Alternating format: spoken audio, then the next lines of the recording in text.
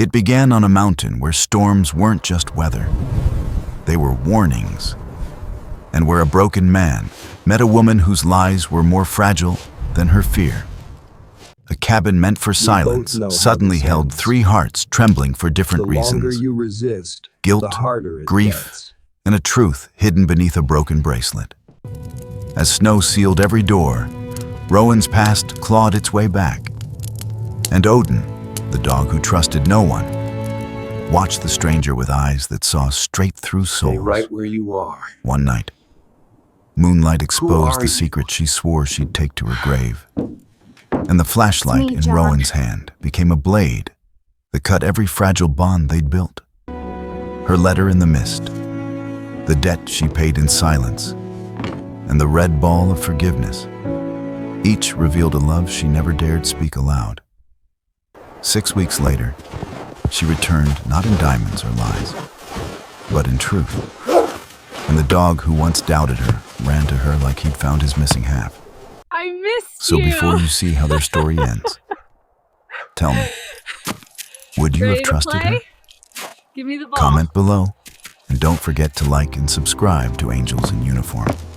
The storm had not yet arrived, but the mountain already felt it coming. The wind along the Wyoming ridgeline carried that particular kind of cold. The kind that seeped beneath coats, the kind that whispered warnings through the pines. Rowan Hale did not mind the cold. He had lived with worse things than winter. He was 45 years old, tall and straight-backed, about 1.80 meters, moving with the quiet certainty of a man trained to stay calm even as the world burned. His face, weathered by years of storms and sorrow, still held a gentle expression, soft around the mouth, warm in the eyes. Strands of salt and pepper hair brushed across his brow, and a few dignified lines marked the corners of his eyes. Not of age, but of experience. Once, he had been an FBI crisis negotiator, a man who saved lives with words, until the day he couldn't. A single tragic case, a small boy lost, and Rowan walked away from the world. Now he lived in a simple wooden cabin, held together by nails, memories, and the aching silence he never learned to escape. His only companion was Odin, a 5-year-old German shepherd with a muscular frame, black and tan fur, and sharp brown eyes that saw straight into human hearts. Odin had once been a federal K-9, trained to detect tension, fear, deception. Now he served no one but Rowan, shadowing him like a guardian carved from loyalty. That afternoon, the sky dimmed to a storm-heavy gray. Rowan had just finished chopping wood when his satellite phone vibrated in his coat. Only a few people had that number. Grace Miller's voice came through, warm, breathless.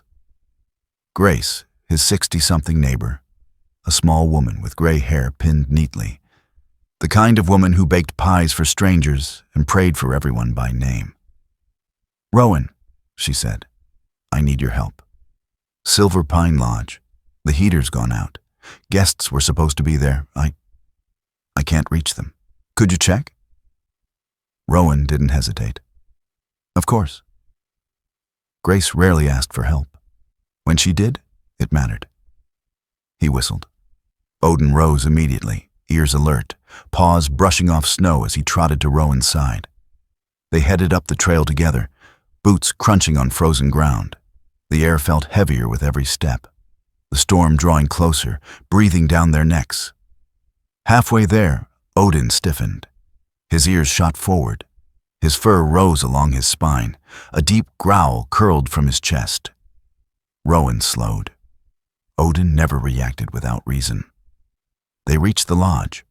Odin lunged at the door, scratching, whining, barking in urgent bursts. Not danger, not aggression. Alarm. Rowan rattled the handle, locked. He stepped back, braced himself, and slammed his shoulder into the door. It cracked open. The room inside was dim, cold, fallen luggage, a broken lamp, a sense of abandonment hanging in the air like frost. And then he saw her. A woman sat inside a damaged wheelchair. But she wasn't just any woman. She was breathtaking. Her beauty hit him like sudden light in darkness. A delicate oval face, skin pale as new snow, eyes blue-gray and shimmering with exhaustion. Her long, honey-blonde hair fell in wind-tangled waves over her shoulders, still sparkling with tiny snowflakes. She wore a cream cashmere coat, luxurious and completely out of place in the wilderness, over a fitted burgundy knit dress that belonged in a high-rise penthouse, not a frozen mountain lodge. And she was trembling, gripping the wheelchair arms so tightly her knuckles had gone white. "Please," her voice wavered like a fragile note. "Help me." Odin circled her, sniffing, studying, his eyes narrowed with the deep intelligence of a creature trained to detect lies. Yet he did not bark. He only let out a soft, conflicted whine. Rowan knelt beside her, a movement instinctive, gentle. Up close, her fear was unmistakable. "What happened?" he asked. "My fiancé. He left," she whispered, as though ashamed to speak the words aloud. "The storm. The wheelchair broke. He got angry and just left me here."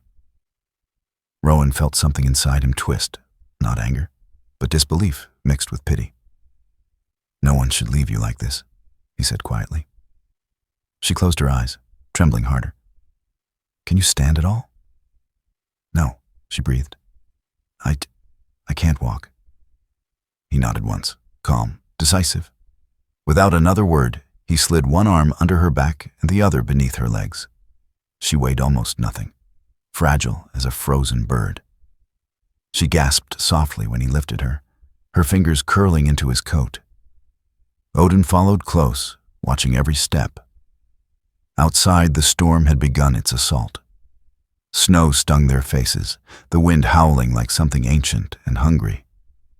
Rowan held her tighter, shielding her from the cold with the breadth of his body. She pressed her forehead lightly against his shoulder, seeking warmth. It had been a long time since anyone had leaned on him. He wasn't sure how to feel about the way it stirred something old and aching inside. At last, they reached his cabin. He kicked the door shut behind them, the sudden warmth of the fireplace filling the space. He set her carefully on the couch. Her breath shook as heat touched her skin. Odin sat at her feet, still scrutinizing her, head slightly tilted. Rowan crouched next to her.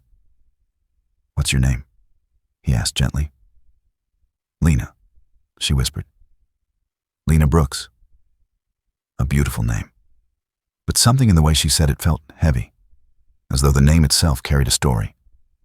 Then her eyes drifted to Rowan's jacket, navy FBI lettering faded by time, and to the old wristwatch he wore, scratched, worn, kept alive only by memory.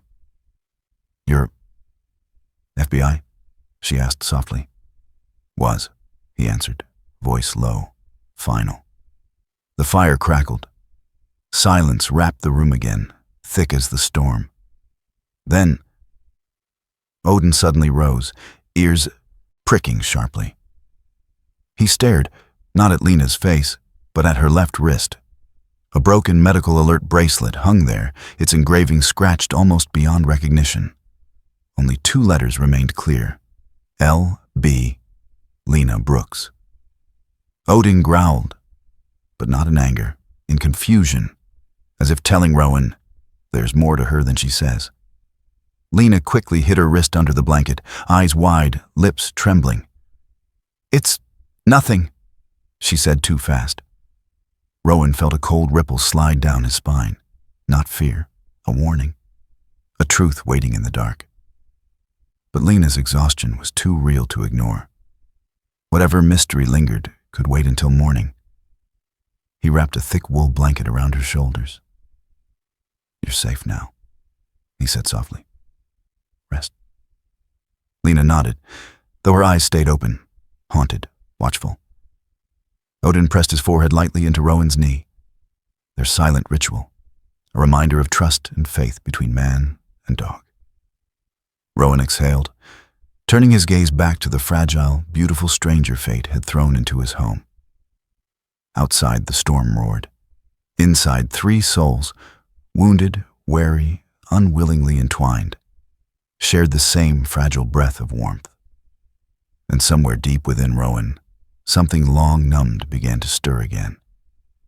If this story moved your heart, don't forget to like, comment, and subscribe. May God bless you, guide you, and show you the quiet miracles hidden in every storm.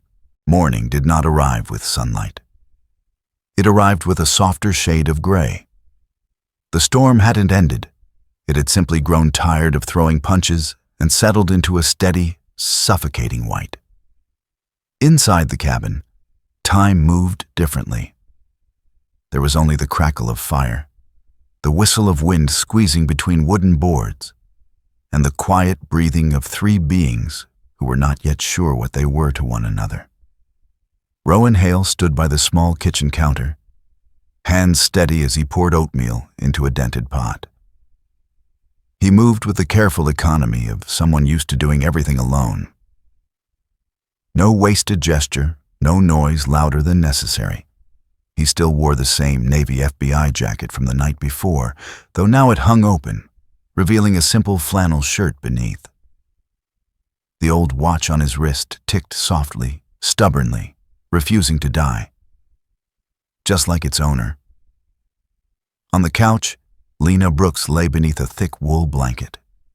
Even half asleep, she looked like she'd been taken from another life and dropped into this one by mistake. Her cream coat had been set aside to dry, leaving her in the burgundy dress, now slightly wrinkled but still elegant. Her honey blonde hair spilled across the pillow in tangled waves, framing a face too refined for a place built with rough hands and rougher history. Odin lay on the floor beside the couch, paws stretched forward, eyes open. He had not truly slept. His ears flicked at every small sound, the clink of metal, the shift of wood, the change in her breathing. He was not sure yet what she was. Victim, liar, both. His training told him to watch. His heart, oddly, told him not to move too far away from her. Lena stirred, eyes fluttering open. For a moment she looked lost, like a princess waking in the wrong castle. The ceiling above her was not smooth and painted, but rough, knotty pine streaked with age. The smell of coffee and wood smoke wrapped around her like a second blanket. She blinked and turned her head, finding Odin's gaze already locked on hers. He didn't wag his tail. He didn't growl. He simply watched, studied, measured her with the same intensity he might give a suspect at a crime scene. "Good morning," she murmured, her voice still raspy from cold and exhaustion. Odin's ears twitched. He gave a small huff, not unfriendly, but not an answer either. Rowan glanced over from the stove. "You're awake," he said, voice low, unhurried. "Good. You should eat." Lena pushed herself up slowly, careful not to let the blanket slip too far and reveal more of the bracelet on her wrist. The broken edges pressed into her skin, a metal reminder that the lie she wore was heavier than any cast. Her legs tingled. They worked. They worked too well. She hated that.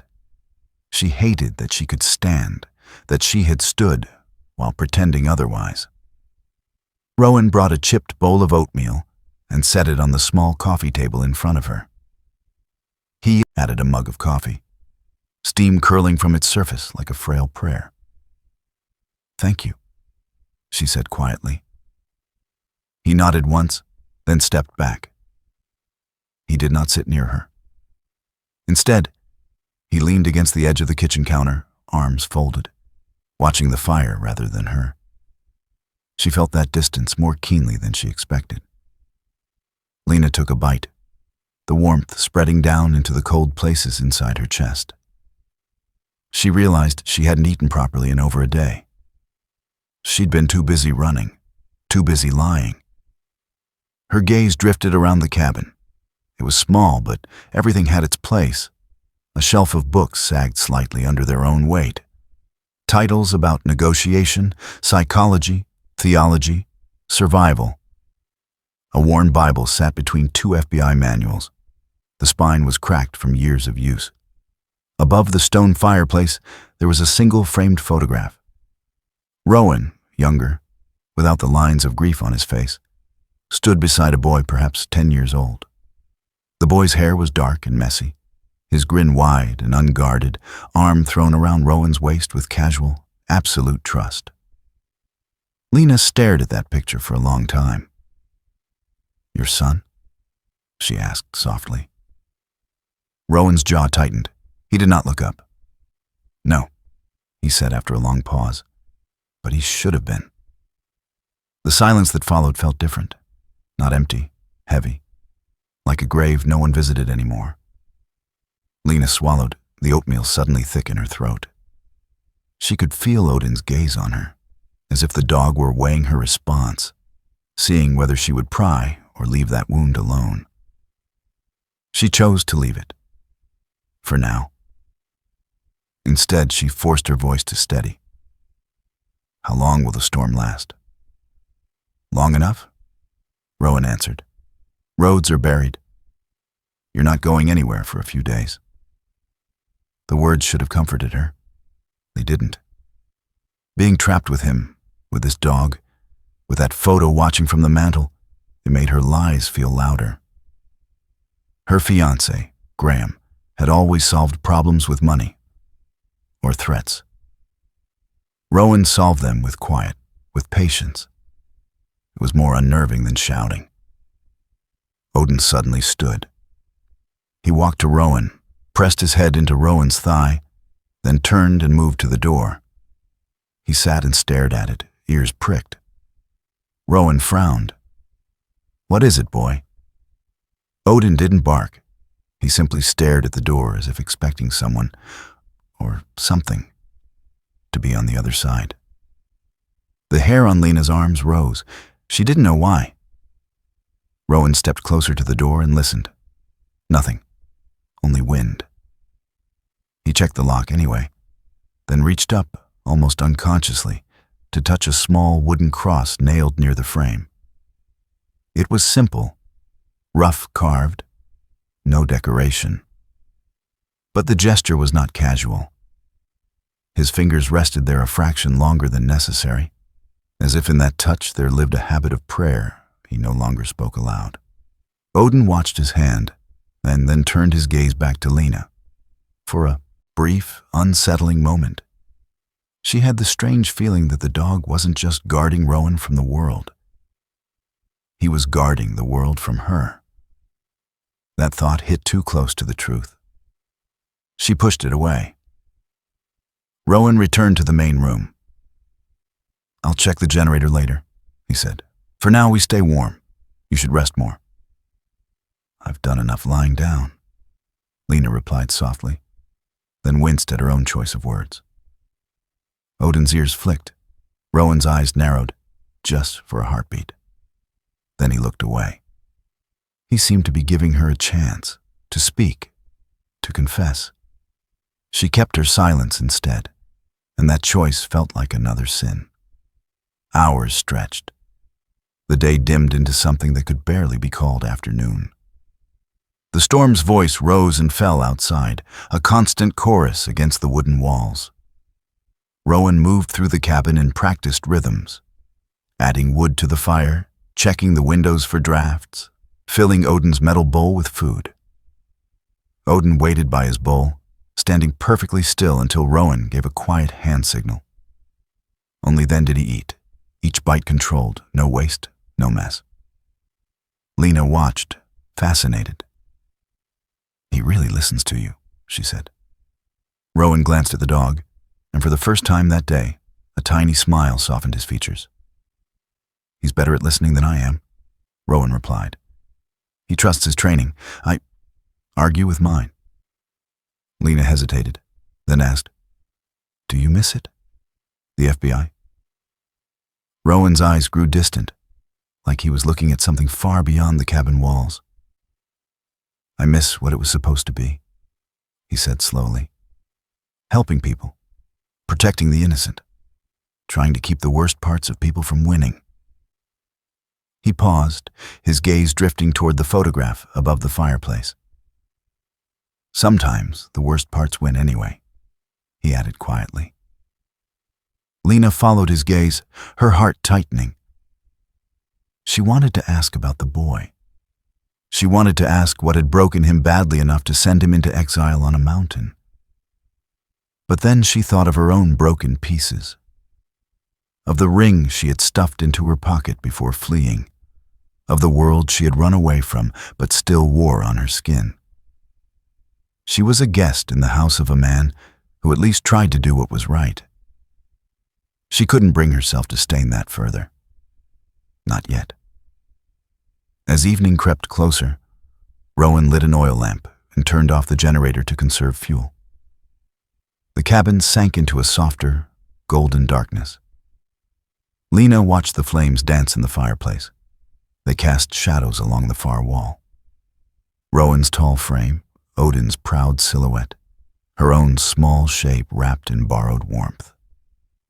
She felt like an intruder in a sacred place, a sanctuary built from regret and faith, where every object meant something and every silence carried a story.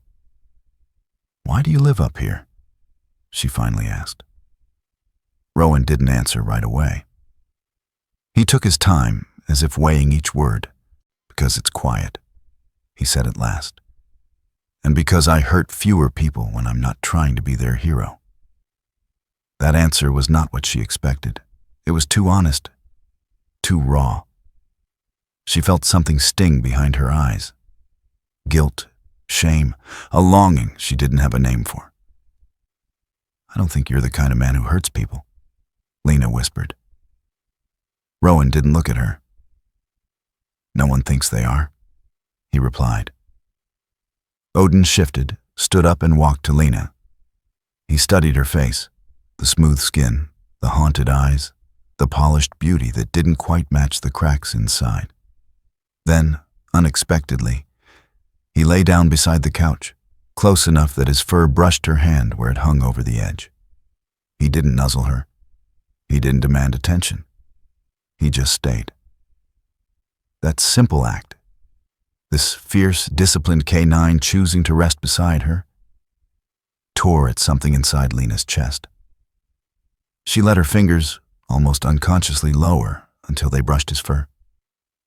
He didn't move away.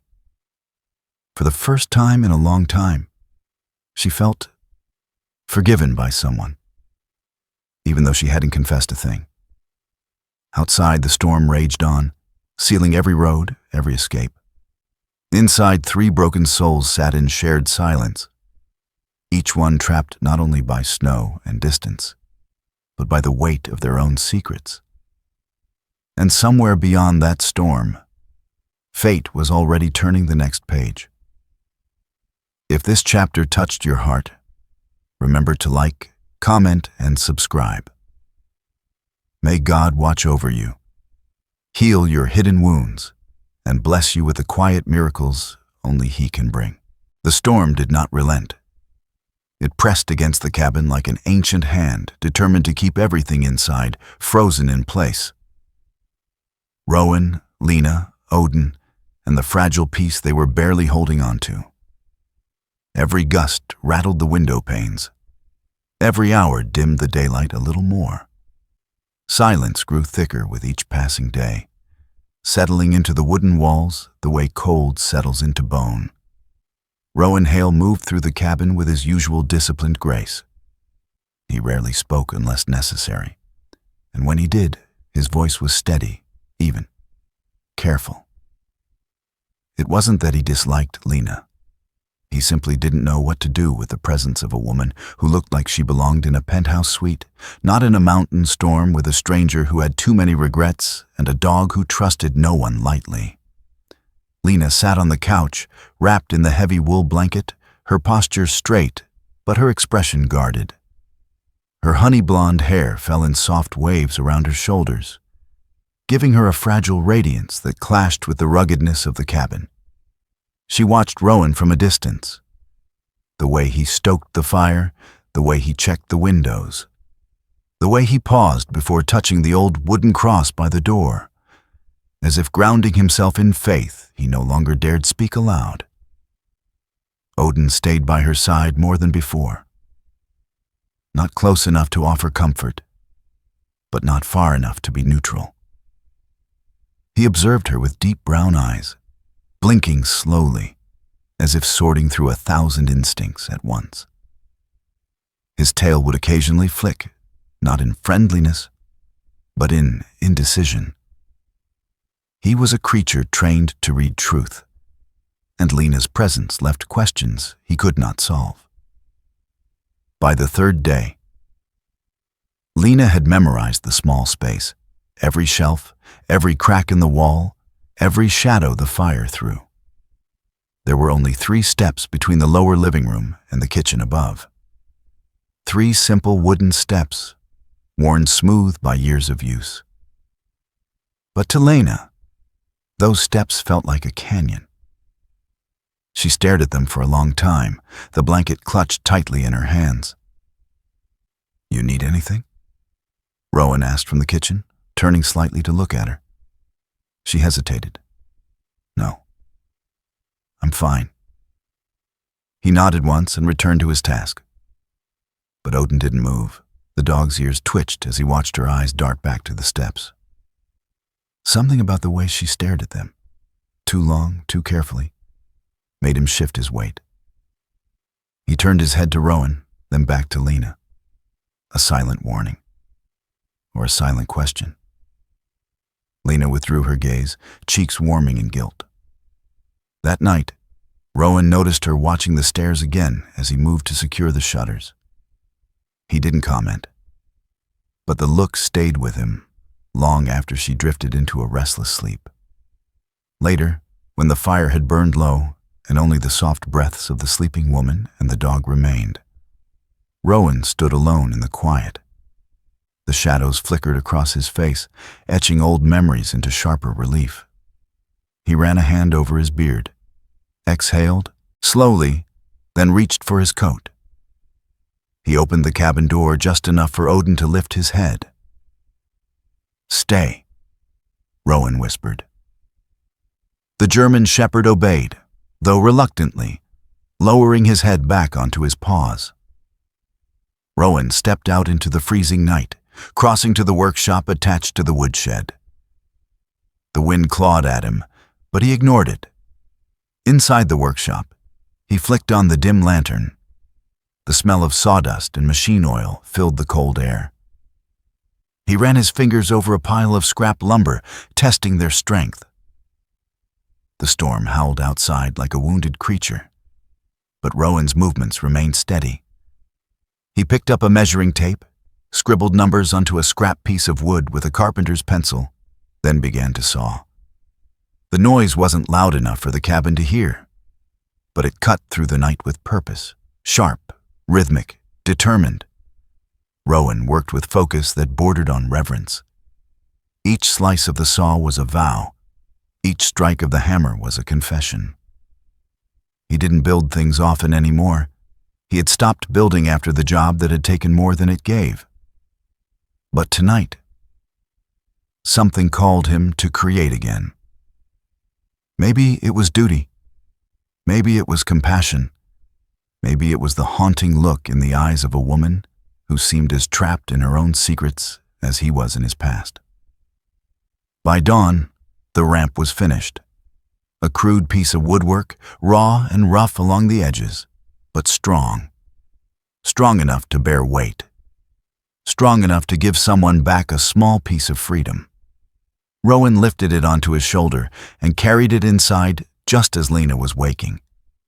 Her eyes widened when she saw him set the ramp into place over the 3 steps. Simple, purposeful, no words needed. He said only, "It'll hold." Lena's lips parted. She swallowed hard, unable to speak. Odin sniffed the ramp, then looked at Rowan with something like approval. Rowan moved her broken wheelchair closer. He slid an arm behind her back. "Let's try." She nodded, hands trembling. He helped her sit, then guided her up the ramp and toward the front door. When the door swung open, a wave of icy air hit them, sharp and clean. The sky was a cold, bruised lavender. Snow blanketed the mountains in layers of unquestioning silence. Lena breathed in, feeling the sting of winter on her face. It was the first time in days she felt anything touch her skin that wasn't guilt or fear. Rowan stood beside her, arms folded loosely, his gaze fixed on the horizon. "Storm's easing," he murmured. Lena blinked back sudden tears. "Thank you. I don't know how to repay. You don't owe me anything." Rowan cut in softly. But Lena saw something flicker in his eyes, something tired, something broken. She gathered her courage. "Rowan, last night you mentioned a mistake. Someone you couldn't save." He didn't answer immediately. A long breath escaped him, part frost, part memory. "He was just a kid," Rowan said quietly. 10 years old. I negotiated for hours. Thought I had time. I didn't." His voice tightened. His name was Micah. Lena felt her heart twist. She had expected a tragedy. But hearing the boy's name, spoken in a tone that carried 4 years of grief, cut deeper. She touched her wrist instinctively where the broken medical bracelet still clung. The lie burned against her skin. She wanted, desperately, to tell him the truth. To admit her legs could stand, that she'd run from a life built on control and expectation, not on love or trust. Her lips parted. "Rowan, I need to tell you something." Odin suddenly stepped forward, placing himself between them, staring at her with sharp urgency. "Rehook," the dog knew. He leaned in closer, sniffing near her wrist, then let out a low, conflicted whine, half warning, half plea. His eyes flicked between her face and Rowan's, as if urging her to be careful, or be honest. Lena froze. Rowan turned slightly. "Odin, what's wrong, boy?" The dog's gaze didn't break. His chest rose and fell faster. He was sensing something, truth or lie, Lena couldn't tell. But the weight of his eyes made her shrink back, folding the blanket tighter around herself. "It's nothing," she whispered shakily. "Just thank you for the ramp." Rowan nodded and let it go. But Odin did not. He sat beside her wheelchair, watching her with the heavy, knowing gaze of a creature who understood all the things humans tried desperately to hide. If this chapter touched your heart, don't forget to like, comment, and subscribe. May God bless. The storm quieted, but the cabin did not feel any bigger. If anything, the walls felt closer, as if the night itself were folding inward. Lena lay awake, eyes open, breath thin. It wasn't the cold. It was something inside her rib cage, tightening, pressing, squeezing air out with invisible fingers. Claustrophobia, a new fear, or maybe an old guilt finally waking up. Rowan slept on the cot near the door, back straight even in sleep, hand resting close to the flashlight he always kept within reach. Odin lay between them, head on his paws, the silent guardian of this uneasy house of strangers. Another gust brushed the cabin. Not loud, not violent, just enough. Lena sat up. Her heartbeat thudded in her throat. The ceiling above her looked like it was sinking. Breathing felt like trying to swallow snow. She swung her legs off the couch. The blanket slid away. Her bare feet touched the cold floor. Odin's ears flicked, eyes opened, watching. One breath, one step, just to the window, just to breathe. She stood. Her muscles held her weight cleanly, almost too cleanly. It felt like betrayal carved into her bones. She walked toward the window, her silhouette outlined in silver as moonlight spilled across her shoulders. Her honey blonde hair fell over one side of her neck, glowing gold against the night. She pressed her palm to the glass. Cold, sharp, honest. Outside, the world was carved in white and shadow, huge, silent, free. She exhaled. Finally, her lungs filled. And then, the cot creaked. She froze. A quiet rustle, a hand moving in the dark, metal scraping wood. Click. A harsh beam of white light sliced through the room and slammed into her like a judgment. Rowan stood beside the cot, flashlight in hand, eyes wide, not angry, not shocked, but wounded. The light dropped to her legs, her steady legs. Legs that should have been lifeless, legs that weren't. He didn't move, he didn't breathe. Something in him broke so quietly, it was louder than a scream. "Rowan," she whispered. But the word hung useless in the air. Odin trotted forward, tail wagging, ears perked, letting out a cheerful bark as if saying, "Look, she's better. She's alive." The joy in that bark cut Rowan deeper than the lie. His jaw tightened, his hand trembled once. Then he lowered the flashlight. He turned it off. Darkness returned, cold, heavy, merciless. He said nothing, just lay back on the cot and faced the wall. The space between them became a canyon. Morning. Light seeped into the cabin like a reluctant apology. Rowan was already up. Boots laced, coat zipped, face carved in stone. He walked past Lena without a word. He opened the door. Cold rushed in. She whispered, "Rowan, please." He didn't stop. Outside, he stood over the wooden ramp, the one he had built in the dark, with his hands, with his hope, with the part of him that still believed people told him the truth. He stared at it for a long time. Then he kicked it, hard. The ramp slid, fell, vanished into the snow. Lena's breath shattered. Tears stung her eyes. All she could think was, "I did that. I caused that." Odin whined softly, confused, hurt for both of them. The world stayed quiet until a strange sound began to tremble through the air. Not the storm, not the wind. A rhythmic thump, mechanical, growing louder. Odin's ears shot up. His entire body went stiff, alert, electric, ready. Rowan stepped back inside, voice sharp. "Get away from the door."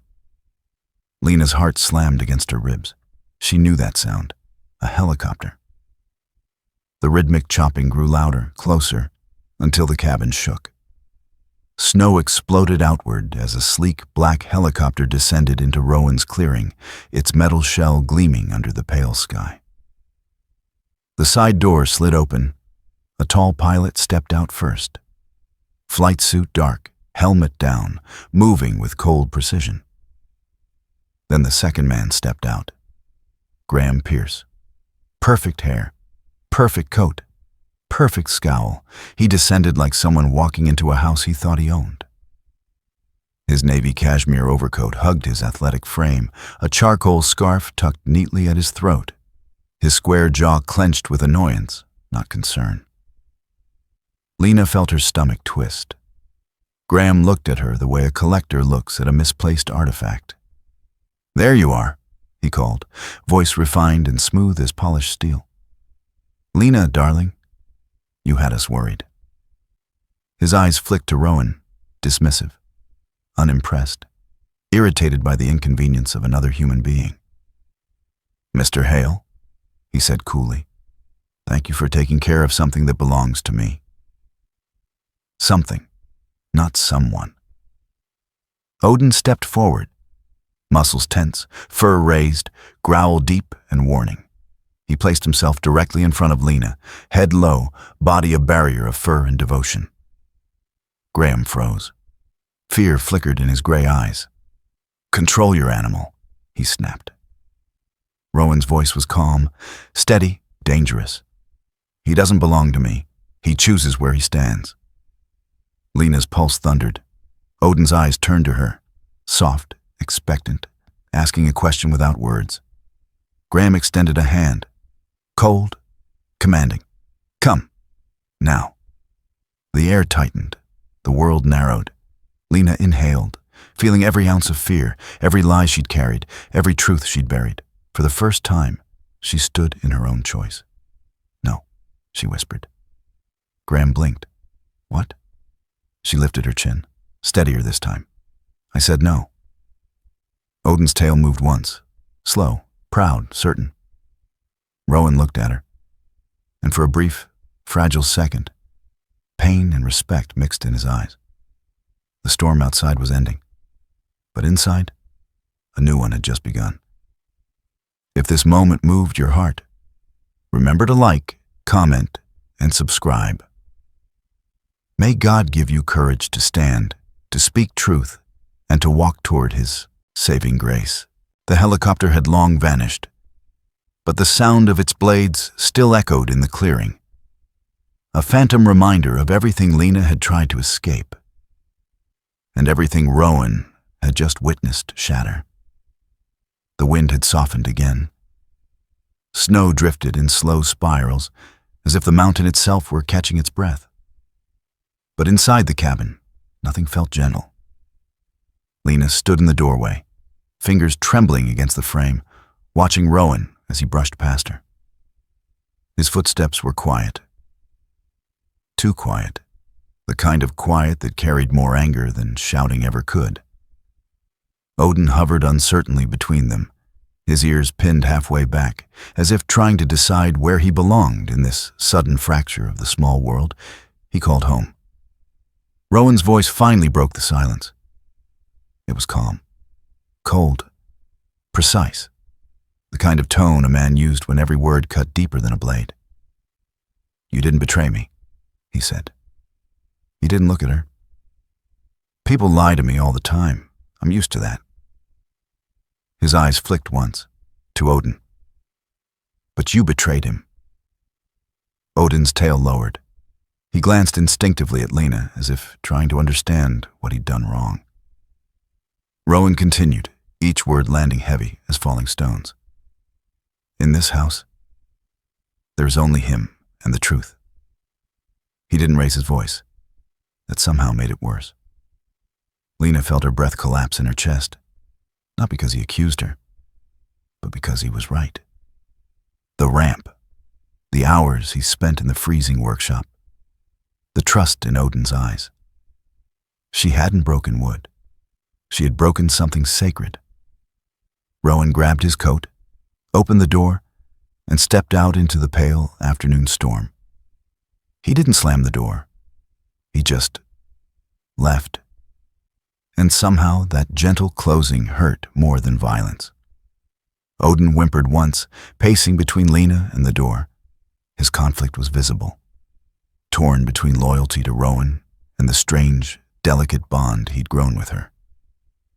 Lena sank onto the couch, hands clutching her chest. Her heartbeat felt like a wound. This is my fault, she whispered. Her voice cracked on the last word. It's all my fault. For a long time, she didn't move, just sat there, the storm pressing its faint fingers against the windows while guilt pressed harder inside her ribs. Then she stood, slowly, deliberately. No more hiding behind blankets, no more lying by silence. She limped, not because she was injured, but because remorse made her steps uneven, toward Rowan's small writing desk. On it rested a battered notebook, a pen with bite marks near the cap, and a stack of unopened mail addressed to a man who no longer lived in the world that sent it. She sat down, pulled the notebook toward her, opened to a blank page, and began to write. Her handwriting shook at first, thin lines wavering like frightened breaths. But as the words came, they steadied. Rowan, I'm sorry. Not the kind of sorry that tries to erase wrongs, but the kind that finally tells the truth. I came here because I couldn't breathe in the life I had. A perfect life from the outside. A rich life filled with rooms I was allowed to stand in, but never belonged to. Graham didn't love me. He owned me. And when I realized I couldn't marry a man who only wanted a quiet shadow beside him, I ran. A wheelchair was the only way he wouldn't chase. If I was broken, I was safe. She paused, tears blurring the ink. Her next words tore from somewhere deep, a confession that tasted like blood and mercy both. Your cabin is the only place I've felt seen in years. Not for beauty, not for status, for being human. And I ruined that. Her breath shook. She forced herself to keep writing. I'm leaving before I break anything else. Please take care of Odin.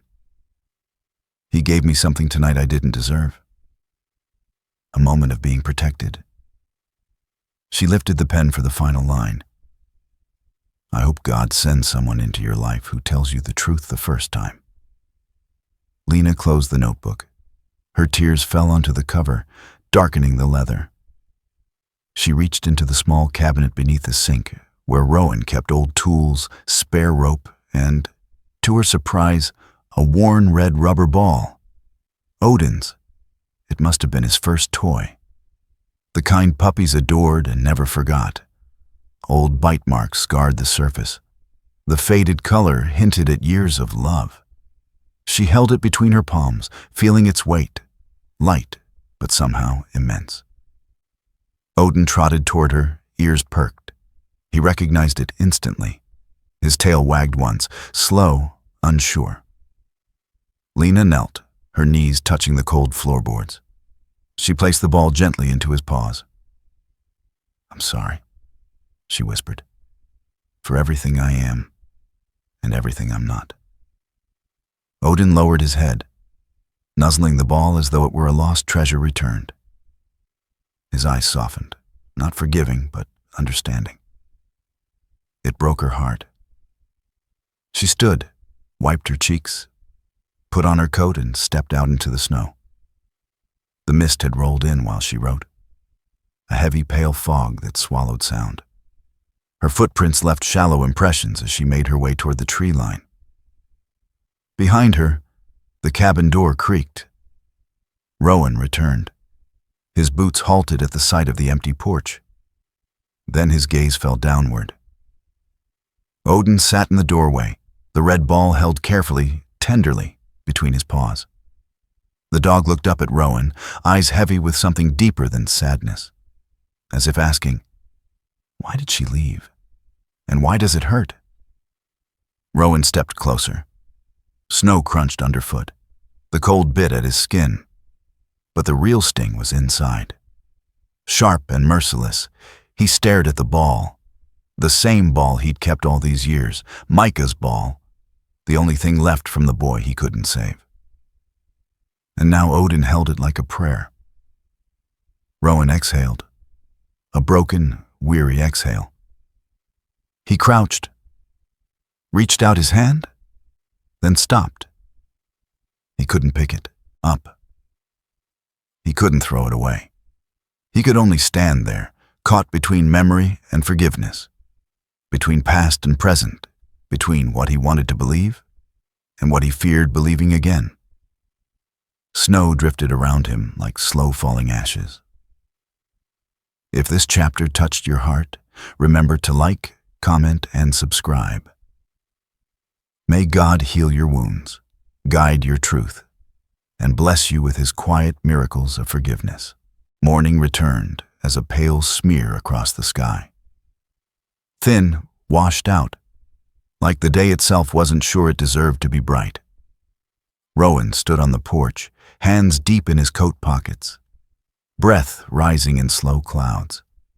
His eyes were red from a night with very little sleep and too many thoughts that refused to quiet. Odin sat at his heel, alert, watchful, the red rubber ball still held gently between his jaws. He hadn't let it go since Lena placed it there. The clearing was quiet. Snow lay untouched where Lena's footprints disappeared into the tree line. Rowan tried not to look at them, but he did, again and again. Behind him, the cabin felt emptier than he expected. as if removing a single soul had taken the air with it. When the crunch of tires broke the silence, Rowan tensed. A white government-issued SUV rolled up the snowy road, its tires spitting frost. A man stepped out, a short, stocky postal officer in a thick navy parka. Gray mustache frosted at the tips, face weather-beaten and honest. "Morning, Agent Hale," the man said, voice warm but cautious. Rowan corrected gently. "It's just Rowan now." The man nodded, holding out a large envelope sealed with banking insignia. "Got something certified for you." Bank requested a signature. Rowan frowned. He wasn't expecting anything. Still, he signed, accepted the envelope, and watched as the SUV turned around and hummed back down the road.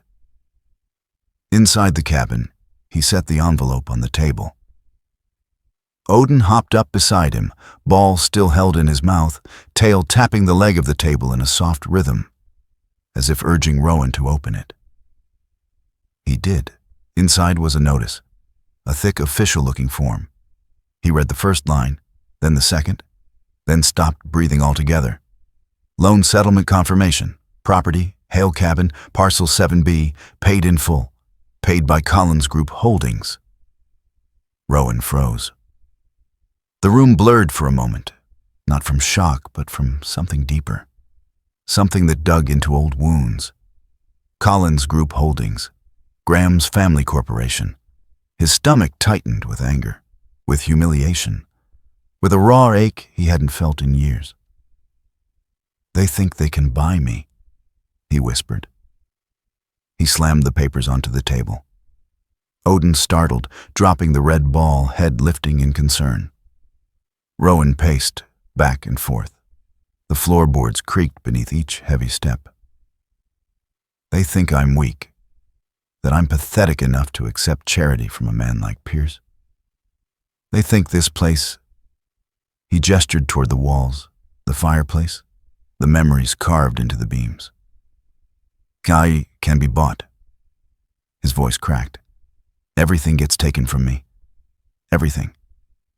He grabbed the papers again, intending to tear them, rip the offense right out of existence. But something stopped him. A detail, a number, the total. He knew it too well, because he had stared at it in fear for months. The cabin's debt had grown beyond what he could pay. He had been days away from losing it. His throat tightened. He sat down, slowly, as if gravity had doubled. Odin approached, lifting the ball in his mouth, placing it carefully on Rowan's knee. Rowan didn't react. Not yet. His eyes were locked on the final note typed neatly at the bottom of the page, paid voluntarily upon request by client representative. L. Brooks. Lena. Not Graham. Not Collins executives. Lena. He closed his eyes. His chest shook once. A tremor of shock, then disbelief, then something dangerously close to grief. He whispered, "She paid my debt." Odin gave a soft whine. He nudged the ball gently toward Rowan's hand. Rowan stared at the red ball, the one he couldn't touch yesterday, the one Odin had carried like a relic, the one tied to memories of Micah and everything Rowan failed to protect. He swallowed hard. "I thought she was running from responsibility," he murmured. "I thought she lied because she didn't care who she hurt." His hand hovered over the ball, shaking. "But she protected the only thing I had left." He lowered the papers. His gaze drifted to the window where the fog was lifting off the clearing just enough to reveal the faint outline of Lena's last steps. Rowan pressed the heels of his hands against his eyes. "How many things have I punished her for?" he whispered. That she was already punishing herself for. A beat, then another. Then, Odin suddenly nudged Rowan's chest, hard, not playful, not gentle, a deliberate push. He then backed up, ball in mouth, tail lifting slightly. He stared, straight into Rowan's eyes, unblinking, demanding, as if saying, "Are we done being angry yet? Are we done hurting ourselves? Are we done grieving what we haven't even lost?" Rowan inhaled sharply. Something inside him cracked. But this time, it wasn't breaking. It was releasing. He wiped his face with the back of his hand, stood slowly, and looked at Odin. "You want me to throw it?" he asked, voice soft.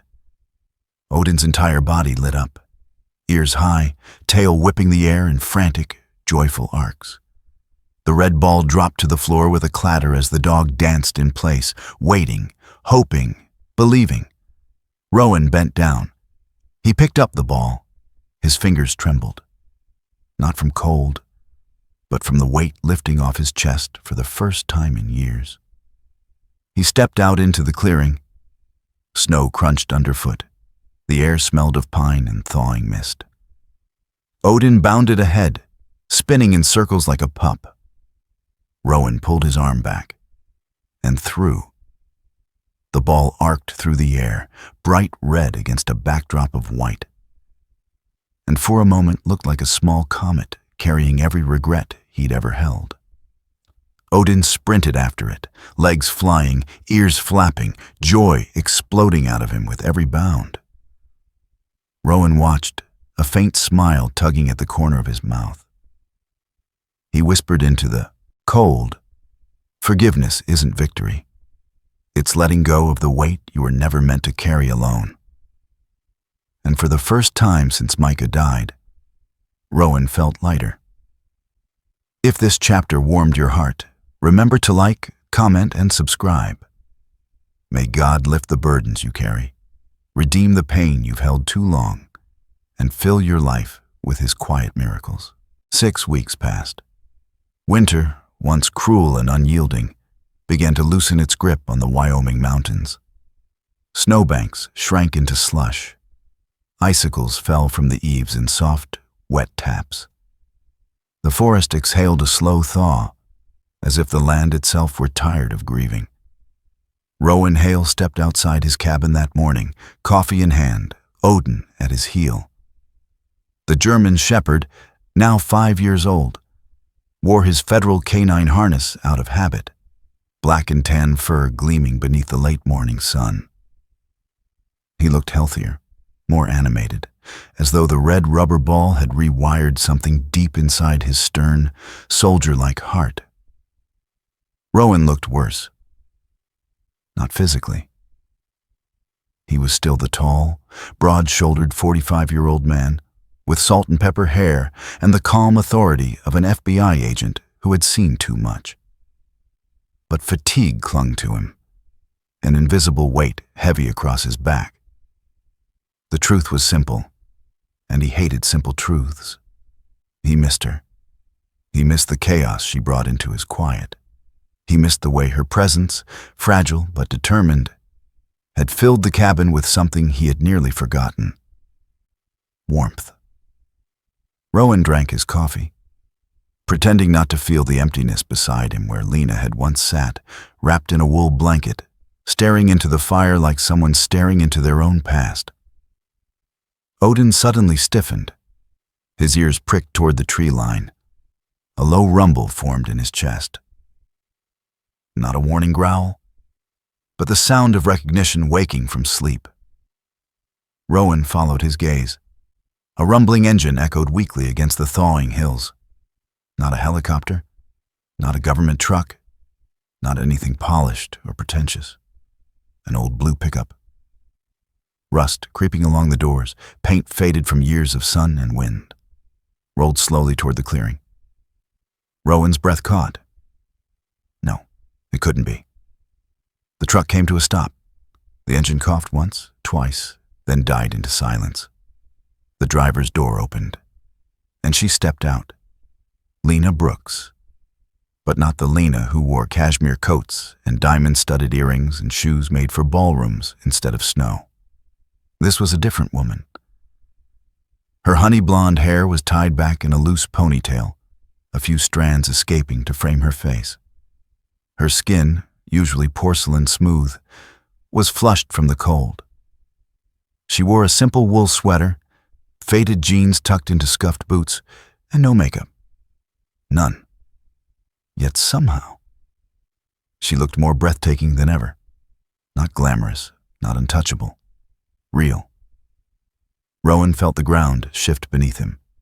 His fingers tightened around the coffee mug until the ceramic creaked. Lena didn't smile, didn't wave, didn't step forward. She simply stood there beside her old truck, hands shoved into her pockets, as if afraid to offer anything Rowan wasn't ready to receive. Odin made the first move. His tail rose, his ears perked. He took one hesitant step, then another. Then the dam inside him broke completely. He bolted, a missile of fur and muscle and joy. "Easy, boy, Odin! Odin, wait!" But Rowan's voice meant nothing. Odin was already halfway across the yard, snow splashing beneath his paws. Lena gasped when he reached her. A sharp inhale, hands flying to her mouth. Seconds before Odin leaped up, placing his heavy paws on her shoulders, burying his face into her neck with a desperate, trembling whine. It wasn't playful. It wasn't excited. It was relief. Raw, aching relief. Lena folded into him, arms circling his neck, tears streaming down her cheeks. She pressed her forehead to his soft fur, shoulders shaking. "I missed you too," she whispered, voice cracking. And Odin, the dog who trusted almost no one after Kate, responded with a small, wounded sound that made Rowan's throat tighten painfully. He watched them from the porch, too stunned to move. A bond like that. You couldn't fake it. You couldn't buy it. You couldn't fabricate it with lies or charm. Odin didn't love easily. But when he did, it was absolute. And Lena had earned that. Odin suddenly turned. He ran back toward Rowan, snatched the red rubber ball from the snow, and returned to Lena. He dropped it in her lap, perfectly centered, intentional, like a ritual, a gift, a statement. Rowan's heartbeat stopped. Just for a moment. Odin never gave the ball to anyone. Not since Micah. Not ever. Rowan whispered, barely audible. "He's choosing her." The realization shattered him in a quiet, devastating way. Because dogs don't lie. Dogs don't play games. Dogs don't betray. Odin had already forgiven her, completely, unconditionally, while Rowan was still wrestling with his pride. And if a creature as pure as Odin believed Lena belonged here, what excuse did Rowan have left? Lena finally looked up at Rowan. Her eyes, blue as frozen lakes, yet soft with something new, met his. She didn't speak, didn't beg, didn't ask for forgiveness. Her silence said the truest thing she'd ever told him. "I'll stay if you let me. I'll leave if you ask. I'm here because I need to be, not because I'm owed a place." Rowan exhaled, a long, shuddering breath, the kind a man gives after holding 4 years of winter in his lungs. He stepped back from the doorway of the cabin, turned without looking at her, and simply said, "Come inside." His voice was low, rough, human.